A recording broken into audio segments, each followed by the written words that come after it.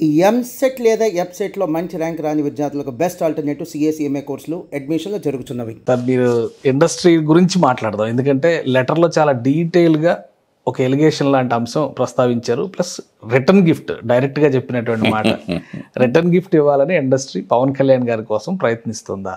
ఎంతవరకు నిజం ఇది? పర్సనల్గా చెప్తున్నది, నథింగ్ అగైనెస్ట్ ఎనీబడి. గవర్నమెంట్ నుంచి అసలు అటువంటిది రావటం అనేది నాకు నచ్చల. నేను పర్సనల్గా చెప్తున్నా. ఎందుకంటే గవర్నమెంట్ మంచి వాళ్ళు ఉంటారు, చెడ్డోళ్ళు ఉంటారు ప్రజల్లో. మంచి వాళ్ళు ఉన్నా చెడ్డోళ్ళు ఉన్నా గవర్నమెంట్ అనేది అందరికీ గవర్నమెంటే. సో అందులో నాకు శత్రువులు అని నేను ప్రభుత్వంలో ఉండి నేను ప్రభుత్వంలో ఎవరిని ఏం చేయకూడదు నా ఉద్దేశం. నిజంగా చేసున్నారా చేయలేదా అనేది సెకండరీ. అది చేసినా కూడా మనం మాట్లాడకూడదు. దేశద్రోహ నేరం వేరు, కానీ ఇది పర్సనల్. ఇప్పుడు హరిహర విలుమల్లో లేకపోతే పవన్ కళ్యాణ్ గారి మీద అగెనిస్ట్ అంటే పర్సనల్, వాళ్ళకి వీళ్ళకి రైవలరీ కింద వస్తే ఆ రైవలరీని తీసుకుని నువ్వు ప్రభుత్వం నుంచి స్టేట్మెంట్ ఇవ్వడం అనేది కరెక్ట్ కాదు. ఆయన ఫ్యాన్గా మీరు నేను మాట్లాడవచ్చు, లేకపోతే బయట వాళ్ళు ఎవరన్నా మాట్లాడవచ్చు. ఆ స్టేట్మెంట్ ఇస్తే బాగుండేది. మరి ఇది ఆయన నోటీస్కి వెళ్ళి జరిగిందా వెళ్లకుండా జరిగిందా నాకు తెలీదు. బట్ సంహౌ నా పర్సనల్గా నాకు నచ్చదు. కానీ ఇండస్ట్రీలో అయితే ఒక కుట్ర జరిగింది. ఆయన సినిమా రిలీజ్ అవుద్ది, డేట్ అనౌన్స్ అయిన టైంలోనే అసలే ఇప్పుడు స్ట్రైక్ అనగానే బంద్ అనగానే ఒక నోటీస్ ఇవ్వడము, ముందు డిస్కషన్ జరగడము, లేదా అటు ఇటు ఒక 2 టీమ్స్ ఫామ్ అయ్యి సమస్యల పరిష్కారం కోసం ప్రయత్నం చేయడం, అలాంటివి ఏమీ లేకుండా ఆల్ సడన్ 1వ తారీఖు నుంచి బంద్. ఈ ప్రకటన చేసే ధైర్యం ఎవరికి ఉంది? అల్లు అరవింద్ గారు ఒక మాట చెప్పారు, పవన్ కళ్యాణ్ గారి సినిమా రిలీజ్ టైంలో ఇలాంటి ప్రకటన చేయడం ఒక దుస్సాహసం అని చాలా స్పష్టంగా చెప్పారు ఆయన. ఆ దుస్సాహసం చేసింది ఎవరు అసలు? మీ వయసు ఎంత? నా వయసు ఎందుకు లేదు సార్, 35-40 లోపు ఉంటాను. నా 50 ఏళ్ళు సర్వీస్ ఇండస్ట్రీలో. నా సర్వీస్లో నేను ఇంతవరకు ఒక్క మొగాడిని కూడా చూడాలి ఆ విషయంలో. గవర్నమెంట్కి అగెనెస్ట్గా వెళ్ళగలిగే మొగాడిని. ఓకే, గవర్నమెంట్ కూడా వదిలేండి, government forget about the government. ఒక పెద్ద హీరోకి అగెనెస్ట్గా ఏదైనా చేద్దాం అని ప్రయత్నించే అంత మొగాడిని ఇంతవరకు నేను చూడాల.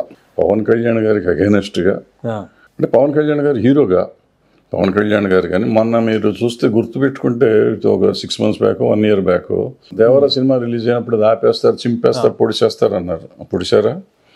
పుష్ప రిలీజ్ అప్పుడు చించుతారు, పొడుస్తారు అన్నారు. పొడిచారా? ఈ 2 రికార్డ్ కలెక్షన్స్ చేసినాయి. అట్లాగే పవన్ కళ్యాణ్ గారి సినిమా కూడా చూస్తారు, పొడితే ఎవడండి పొడిచేది, ఎవడు చూస్తాడు? అంత మొగోడు ఎవడున్నాడు? ఎవడో పని పాట లేనోడు ఎవడో స్టేట్మెంట్ ఇస్తాడు. So that's not a point. అది డెఫినెట్గా నేనైతే ఒప్పుకోను. ఇక్కడ రాజకీయాలు ఉంటే ఉండొచ్చు. ఆ రాజకీయం పవన్ కళ్యాణ్ గారికి చుట్టూతా ఉండే రాజకీయం కాదని నేను నమ్ముతా. ఎందుకు నమ్ముతానంటే ఇప్పుడు ఆ రిలీజ్ అయ్యే సినిమాలు ఎవరైతే ఆ 4 అంటున్నారో ఆ 4లో కుబేరా సినిమా కూడా ఉంది. వాళ్ళదే సినిమా ఇదే టైంలో రిలీజ్ అవుతుంది. మీరు మూసేస్తే వాళ్ళ సినిమా కూడా పోతుందిగా. వాళ్ళ సినిమాకి సేమ్. ఇప్పుడు హరిహర వీరమలకి ఎంత లాస్ వస్తుంది, దానికి అంతే లాస్ వస్తుంది. సో అది కాదు సమస్య. సమస్య ఇంకేదో ఉంది. వాళ్ళ ఇంటర్నల్ గొడవలు ఏంటి? ఇప్పుడు ఆ 4లో ఉన్న సమస్యలు, 4లో ఉన్న ఒకరు కానీ నాకు అర్థమైనంత వరకు ఈ బయట వాళ్ళలో కాదు. ఈ 4 కాకపోతే 5 కాకపోతే 6లో ఉన్న 10 మంది అంటున్నారు. అరవింద్ గారు 10 మంది అంటున్నారు. 10 మందిలో నేను లేను, వాళ్ళు 10 మంది అయ్యారు. ఇప్పుడు అరవింద్ గారు కూడా ఉన్నారు గ్యారెంటీ. అంటే అరవింద్ గారు కుట్రలో ఉన్నారా లేదా అనే పాయింట్ కాదు. ఇవాళ ఇండస్ట్రీని కంట్రోల్ చేసే శక్తులు 10 ఉన్నాయంటే 10లో అరవింద్ గారు 100% ఉంటారు. ఆయన ఉన్నానన్నా లేనున్నా ఆయన ఉంటారు. ఆయన కానీ సురేష్ బాబు గారు కానీ, దిల్ రాజు గారు కానీ, ఆయన సునీల్ నారాయణ గారు కానీ, ఎన్వి ప్రసాద్ గారు కానీ, ఇట్లా కొంతమంది ఉన్నారు. వాళ్ళు లేవు అంటే వాళ్ళు కాదంటే ఉంది. మైత్రి మూవీస్ అనుకోండి, సీతారా ఎంటర్టైన్మెంట్ అనుకోండి, ఇట్లా రెగ్యులర్ తీస్తున్న పెద్ద సినిమాలు తీస్తున్న వాళ్ళు అందరూ ఉంటారు. నాయకులే వాళ్ళే. వాళ్ళ కంట్రోల్లోనే ఉంది. వాళ్ళల్లో వాళ్ళకి ఏముందనేది మనకు తెలియదు. ఇప్పుడు మిగతా 200 సినిమాలు వస్తాయి. వీళ్ళందరికీ వెళ్ళిపోయి 50 సినిమాలు వస్తాయండి సంవత్సరానికి. మిగతా 200 సినిమాలు బయట వాళ్ళు వస్తాయి. వాళ్ళు ఏం చేసినా ఎవడో పట్టించుకోడు. అది రిలీజ్ అవుతుందో అవదో కూడా ఎవరికి తెలియదు. 50 సినిమాలకి కదా makes lot of difference. So వీళ్ళ మధ్య ఏమన్నా ఉందా అనేది నా అనుమానం. అది కూడా నాకు తెలిసింది కాదు, నాకు డౌట్. ఎందుకంటే ఈ మధ్యకాలంలో అసలు నేను దీంట్లో అసలు పట్టించుకోవట్లేదు, తెలియదు కూడా. కానీ అంటే ఒకటి సార్, ఇప్పుడు లెటర్లో రాసిన అంశాలు లెటర్ రాయడం అనేది ఒక ఆస్పెక్ట్ అయితే, రెండో కోణంలో మనం చూసినప్పుడు అసలు ఇండస్ట్రీలో ఏం జరుగుతుంది? నిన్నగాక మొన్న తెలంగాణ గవర్నమెంట్తో కాన్ఫ్లిక్ట్ వచ్చింది. ఇప్పుడు డైరెక్ట్గా ఏపీ గవర్నమెంట్లో డిప్యూటీ సీఎం అంటే మోస్ట్ పవర్ఫుల్ పొజిషన్ ఇప్పుడున్న ఆయన ఉన్నటువంటి పొజిషన్. అక్కడి నుంచి కూడా ఒక డిస్ప్యూట్ అరైజ్ అయింది, ఆల్మోస్ట్ ఒక ప్రకంపన ఇది. సో ఎందుకు government versus Tollywood, governments versus, ఒక గవర్నమెంట్ కూడా కాదు, ఈ పరిస్థితులు ఎందుకు వస్తున్నాయి? ఇండస్ట్రీలో మీలాంటి పెద్దలు ఉన్నారు, చాలా కాలంగా అన్ని రకాల వింగ్స్ని కూడా కోఆర్డినేట్ చేసినటువంటి వ్యక్తులు, కానీ ఏదో అయాచితంగా వచ్చి నెత్తిన పడుతున్నట్టుగా అంతా కలిపి ఇండస్ట్రీ నెత్తిన పడుతుంది.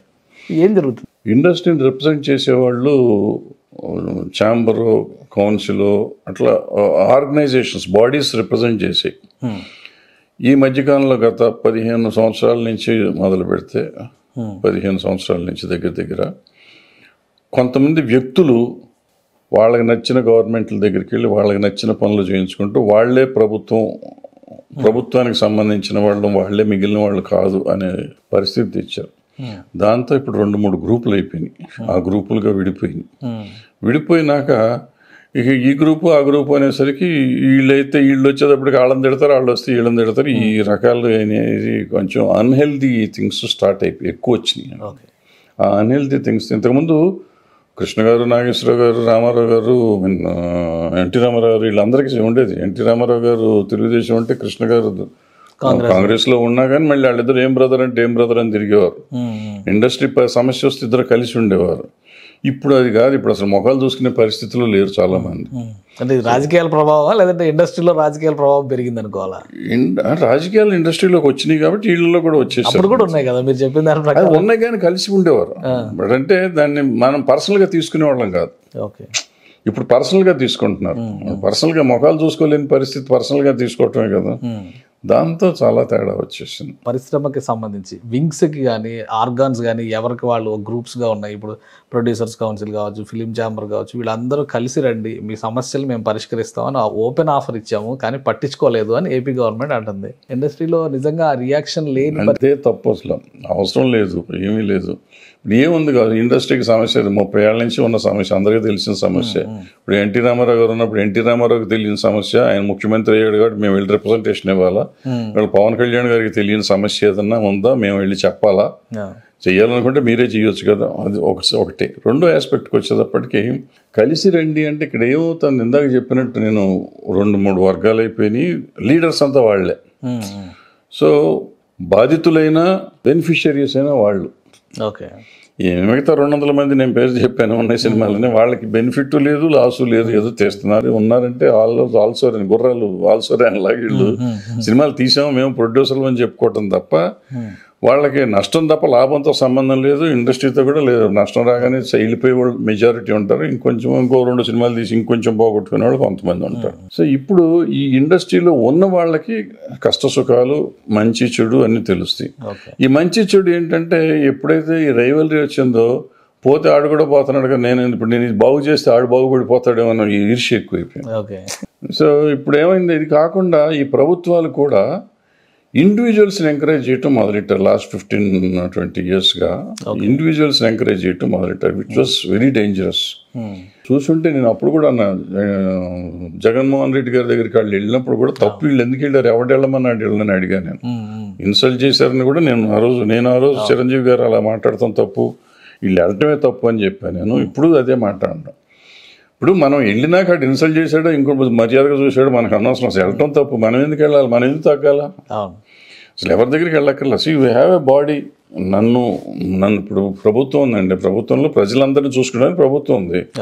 ప్రభుత్వం ఉండగా నేను వెళ్ళి ధూమ్ధామ్ నేను పాకిస్తాన్తో యుద్ధం చేస్తాను, నేను వెళ్తాడు కాల్ చేస్తామో, నన్ను కాల్ చేసాడు, కాల్చక ఏం చేస్తాడు, నీకు సైన్యం ఉంది, అంతా ఉంది, వాళ్ళు చేస్తారు కదా, వాళ్ళు చేసే పని వాళ్ళు చేయాలి, వెనకాల ఉండి కావాలంటే సపోర్ట్ చేయి. అది వదిలేసి నేనే చూస్తాను, నేనే మగవాడిని అనుకుంటే ఇట్లాగే జరుగుతూ ఉంటాయి. సుమన్ టీవీలో మీ పర్సనల్ అండ్ బిజినెస్ ప్రమోషన్స్ కోసం కింది నెంబర్కి కాంటాక్ట్ చేయండి.